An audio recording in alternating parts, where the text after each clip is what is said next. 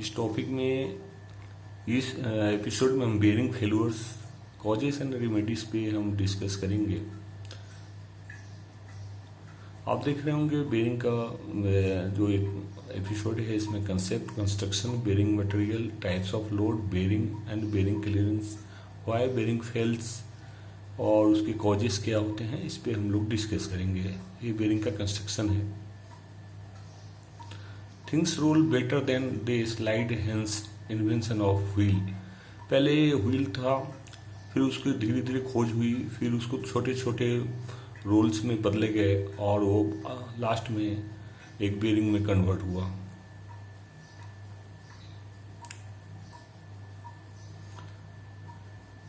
ये आप देख रहे होंगे बेरिंग का कंस्ट्रक्शन है, जिसमें इसको cage retainer, inner ring race, rolling element, outer ring race और side axis, outer ring raceway और शोल्डर, इनर रिंग और शोल्डर के बारे में दिखाया गया है।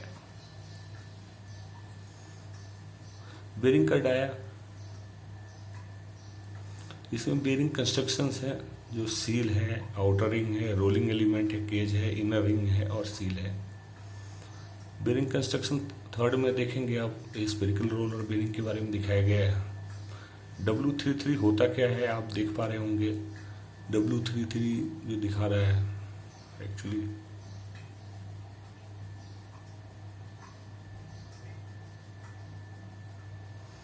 वेरियस रोलिंग एलिमेंट्स में देख रहे होंगे। बॉल है, स्पेरिकल रोलर है, स्पेरिकल रोलर, टेपर बेरिंग है, सिलेंड्रिकल है, नीडल रोल है, टेपर रोलर है। पॉइंट लाइन कांटेक्ट में देख रहे होंगे, बॉल का पॉइंट कांटेक्ट कम है जबकि रोलर का पॉइंट कांटेक्ट ज़्यादा है। Bearing material generally high resistance create करता है, हाई रोलिंग फटीग स्ट्रेंथ होती है इसमें। Non metallic inclusion like the OS etc increasing the fatigue cracking. High dimensionally stability होती है, हीट रेजिस्टेंस की कैपेसिटी ज़्यादा होती है, हाई कोरोजन रेजिस्टेंस होता है और हाई वेल्डेबिलिटी विथ ऑयल होता है। एक्चुअली यह ऑयल या किसी गन पे जाकर वेल्ड नहीं होती। इसमें वेटेबिलिटी की क्षमता काफ़ी होती है। Low coefficient semi dry friction होता है। इसके बेरिंग क्या बताया गया है कि through the hardness steel, carbon chromium steel containing approximately 1% carbon and 1.5% chromium। Case of hardening में होता है chromium nickel all alloyed steels and manganese chromium alloyed steel containing approximate 0.15% carbon. इसके बेरिंग का मटेरियल होता है, देख रहे होंगे see carbon chromium bearing steel, जो ISO 683 के सीरीज में है। सिरामिक लेक्स मटेरियल है, स्टेनलेस स्टील उनका जो ISO स्टैंडर्ड के अनुसार 683 की जो सीरीज में आता है। बेरिंग मटेरियल 3 में बताया गया है, एक्चुअली कार्बन इसमें 1.0% होता है, क्रोमियम 1.8% होता है, सिलिकॉन 0.23 और magnesium 0.33। Steel near by equivalent जो होता है AISI जो स्टैंडर्ड है उसके अनुसार होता है। स्पेशल फीचर ऑफ इसके हार्डनेस जो होती है HRC 58-65 और कार्बन क्रोमियम बेरिंग स्टील की होती है। DML एनालिसिस रशियन बेरिंग का जो होता है वो HRC 68 होता है। वेरी हाई सरफेस फिनिश होती है जिसमें 0.5 माइक्रोन मेंटेन रहता है। रेडियल लोड, एक्सियल लोड आप देख रहे हैं लोड कितने प्रकार की होती है, रेडियल लोड, एक्सियल लोड और कंबाइंड लोड।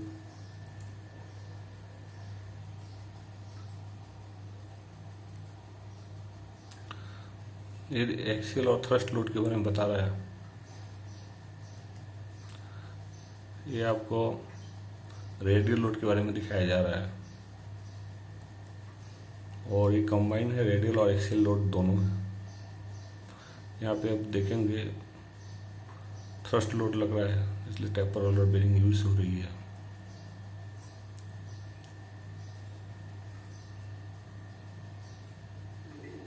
बेरिंग टाइप्स और उसकी लोड, रेडियल लोड है तो उसमें आप देख रहे हैं लोड किस तरह का दिखाया गया है। बेरिंग एंड टाइप्स है और उसके अनुसार उसकी जो लोड है, ये बहुत इंपॉर्टेंट थिंग्स है जो बेरिंग सिलेक्शन में काम आती है। इसमें देख रहे हैं डीप ग्रुप बॉल बेरिंग है। इसमें लोड जो दिखाया जा रहा है 3 साइड से है। एंगुलर कॉन्टैक्ट बेरिंग में 2 साइड से लोड है और सेल्फ लाइनिंग बेरिंग में भी अब 3 साइड से लोड है। लेकिन स्पीड है, आप देखेंगे actually deep groove ball bearing का रेडियल जो लोड है वो कैरिंग कैपेसिटी ज़्यादा होता है, एक्सियल लोड कैरिंग कैपेसिटी ज़्यादा होता है। एंगुलर कॉन्टैक्ट बेरिंग में स्पीड कैपेबिलिटी ज़्यादा होती है। यहाँ देखेंगे आप डीप ग्रुप बॉल बेरिंग की जो स्पीड है वह ज़्यादा है और रेडियल लोड कैरिंग कैपेसिटी भी इसकी थोड़ी सी ज़्यादा होती है। आप देख रहे होंगे एंगुलर कॉन्टैक्ट बेरिंग है, इसका एवरेज स्पीड होता है।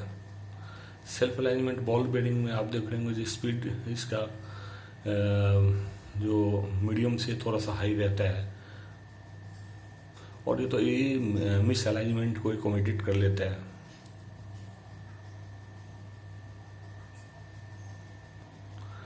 तो बेरिंग टाइप्स ऑफ लोड इस फॉर्म में एक्सियल लोड आप देखेंगे टेपर रोलर बेरिंग है। इसमें जो लोड है इस तरीके से लग रहा है। इस पे ये रेडियल लोड है, थ्रस्ट लोड है और डबल टेपर रोलर बेरिंग के पर जो लोड लगने वाला लोड है वो दिखाया गया है। बेरिंग में अब क्लियरेंस कैसी होती है, लोड जोन जो होता है वो बॉटम में दिख रहे हैं कि 150 डिग्री पे लोड जोन है। बेरिंग का जो 360 डिग्री में सिर्फ 150 डिग्री पे ही लोड जोन होता है। बेरिंग के इस भाग पे लोड नहीं होता है, बेरिंग के इस भाग पे लोड होता है। बेरिंग क्लियरेंस के बारे में दिखाया गया है। रेडियल जो क्लियरेंस होता है वो कितना होता है, एक्सिलियर क्लियरेंस बेरिंग्स में कितने होते हैं। C1 less than C2 clearance से होता है और C2 का क्लियरेंस नॉर्मल क्लियरेंस से होता है। CN एक नॉर्मल क्लियरेंस है और C3 greater than normal clearance होता है। जैसे कि एग्जांपल में 626210 बेरिंग का C3 का बॉल बेरिंग है, उसका क्लियरेंस दिखाया गया 18 से 36 माइक्रोन है।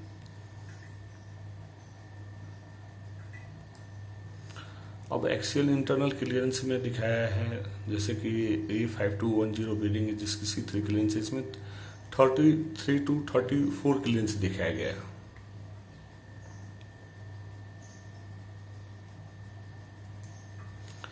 अब on clearance reduced radial clearance कैसे होता है, जब हीट होती है, शाफ्ट पे बैठा हुआ और हीट हो रहा है तो उसका कारण कितनी क्लियरेंस कम होती है वो दिखाया गया है।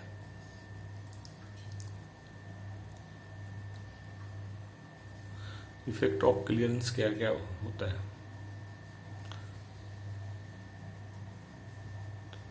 इफेक्ट ऑफ लूज फिट का दिखाया, आप देख रहे होंगे आपकी इसमें स्लाइडिंग फ्रिक्शन आती है। लोड डिस्ट्रीब्यूशन एंड क्लियरेंस के बारे में बताने की कोशिश किया गया है।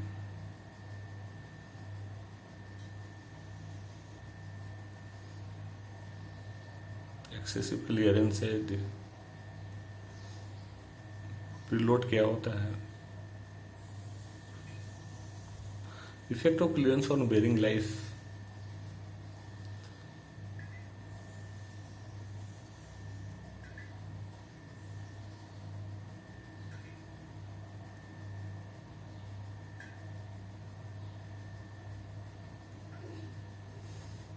Life adjustment factor. रिलायबिलिटी का तो आपको पता होगा कि कितना आप कोई भी इक्विपमेंट की उपलब्धता और लाइफ अलग चीज़ होती है, लाइफ टोटल होती है, रिलायबिलिटी है कि काम के दौरान उसकी उपलब्धता कितनी है। बेरिंग क्यों फेल होता है देख रहे होंगे कि यहाँ इंप्रेशन से दिखा रहा है, या ग्रीसिंग कमी है, लोड ज़्यादा है, पुअर लुब्रिकेशन, कंटामिनेशन, फटीग और बैड इंस्टॉलेशन ये बेरिंग फेल के कारण है। इसमें दिखाया गया है कि 1/3 बेरिंग जो फेल होता है पुअर लुब्रिकेशन के कारण होता है, 1/6 बेरिंग फेल होता है वो कंटामिनेशन के कारण होता है, 1/3 जो और बेरिंग फेल होता है वो फटीग मटेरियल प्रॉब्लम के कारण होता है, 1/6 बेरिंग जो फेलियर होता है वो बैड इंस्टॉलेशन के कारण होता है। आप ये देख रहे होंगे कि बैड इंस्टॉलेशन का जो दिखाया गया इफेक्ट ज़्यादा है। वायर बेरिंग फेल, आप देख ही रहे होंगे